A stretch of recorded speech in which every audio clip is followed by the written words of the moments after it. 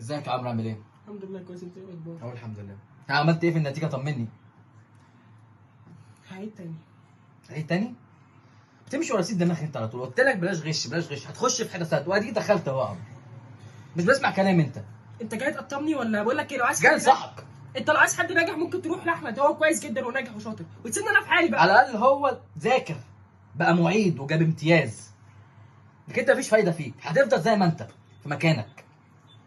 انا هفضل زي ما انا، واللي مش عاجبه يخرج من حياتي يا جماعه. براحتك يا عمرو، انا نصحتك.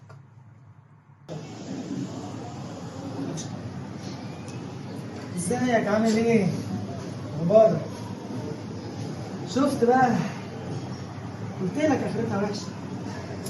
ما صدقتنيش. هديك في سنه اولى وانا قربت اتخرج خلاص. طب انت لا مش جاي اشمخ والله. جاي اثبت لك بس ان ربنا عدل وعمره ما يضيع تعبك ولا تعب اي حد.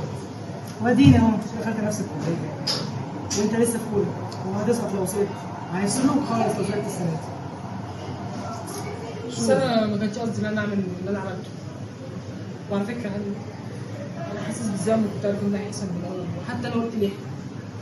بس هو ده شأنك، كل واحد فينا ايام خدته ونسينا يعني ان احنا اصحاب ونتخانق عن كل ده. انا ما اتزعلش، ما كانش قصدي ان انا اذيك.